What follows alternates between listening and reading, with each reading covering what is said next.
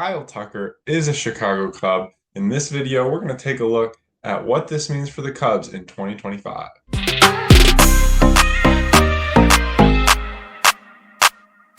Cubs traded third baseman Isaac Paredes, starter slash reliever Hayden Wesneski, and first round pick of 2024 Cam Smith in order to acquire Kyle Tucker from the Astros. Tucker now only has 1 year left on his contract, so you're really only buying 1 year of him, but he is an elite player and gives the Cubs much needed power, something that they really kind of lacked last year, and something that prevented them from making the playoff run that we were all hoping for. Now, for why the Cubs made this deal, it's pretty obvious there was a lack of power last year that they just needed to improve on this year if they're going to hope to contend. Here we take a look at the MLB team regular season home run totals for last season. We see the Cubs, the blue line here, 170 total home runs, and that's just not good enough. Tied for 20th in the MLB with the Royals. Somewhere that the Cubs really needed to address, as we see here in this similar looking graph, we see the red lines are the teams that made the playoffs last season. But not that surprising that the teams at the top are the ones that make the playoffs, have success. So, in general, the more home runs you have, the closer you're going to get to the playoffs. But if we also look at it, it's not quite as simple as that. I think it's also important to have one specific guy, at least one specific guy that the other pitchers are going to fear and have to think about in the lineup. And I'm not really sure the Cubs had that guy last year. As we take a look here, we see the number of 30 plus home run players for each team this year, or the teams that had a 30 plus home run guy. And we see the highlighted teams are the playoff teams. Out of the 12 playoff teams, 10 of them had a 30 plus home run guy. Arizona right knocking on the door of the playoffs, so they got a little bit unlucky there. But the two teams that made the playoffs that did not have a 30 plus home run guy, San Diego. I mean, Manny Machado had 29 home runs, so basically the same as having a 30 plus home run guy. And Fernando Tatis Jr., who's basically a 30 home run guy as well. He only played 102 games and he had 21 home runs in those. So he's basically a 30 plus home run guy as well. So you can kind of throw them out. So it's basically 11 out of 12 playoff teams had a 30 plus home run guy.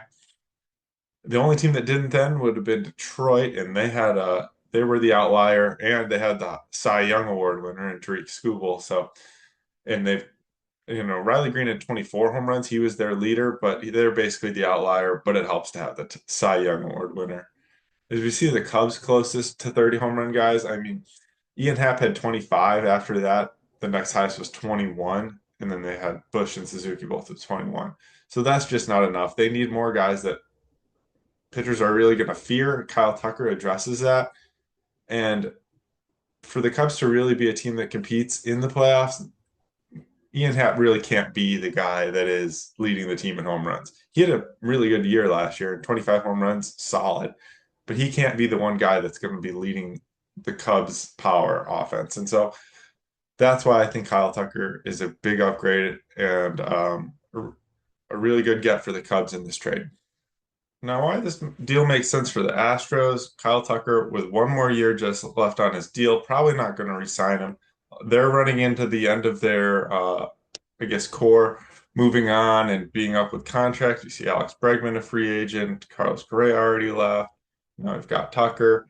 So they're starting to run into those issues.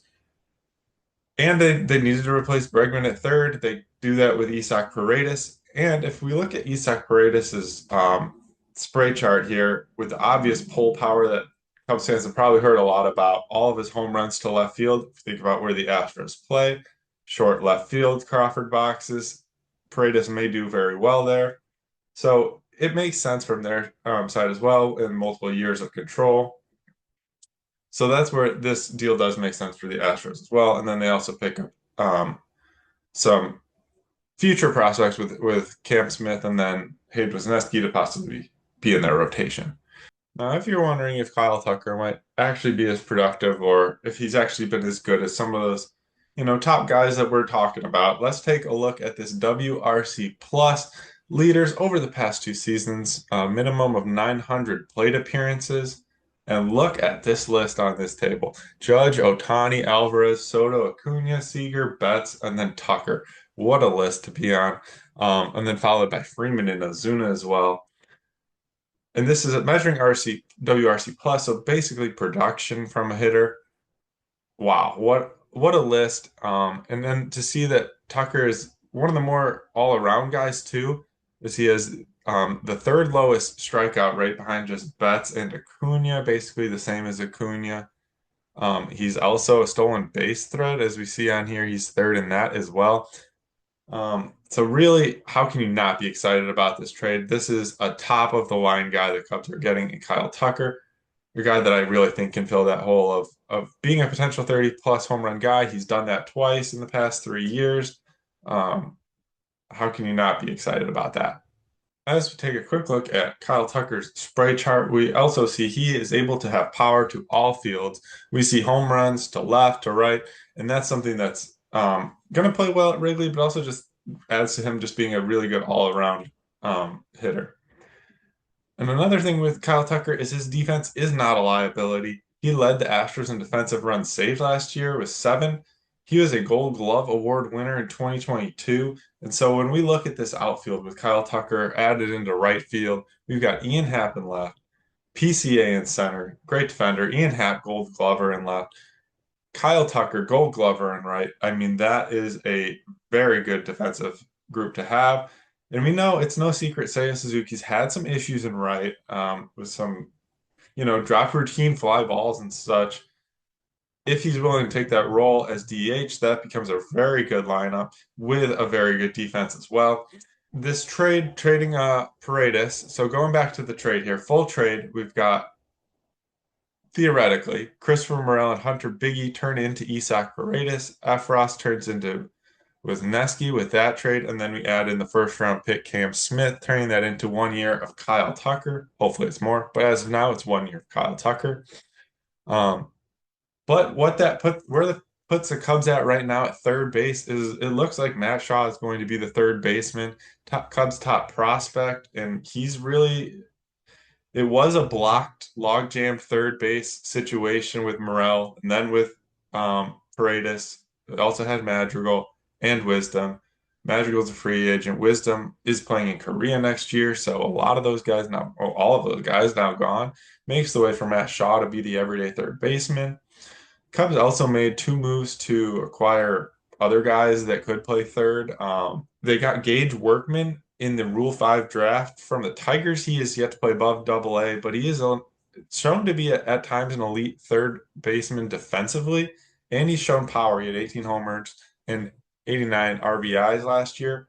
He hit 280 too at Double-A Erie for the Detroit system. So it's not like we're completely left with nothing after trading Paredes. We have plenty at third base, and they also traded Matt Mervis to get Vidal Brujan from Miami. Brujan is basically just an all-around utility guy, but has definitely played third. He's a switch hitter.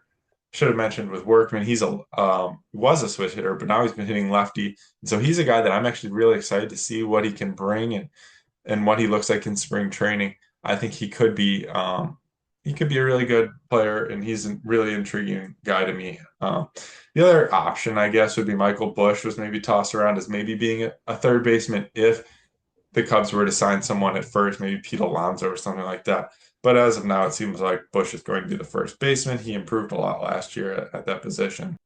If you've made it to the end of the video, I appreciate it. Thank you.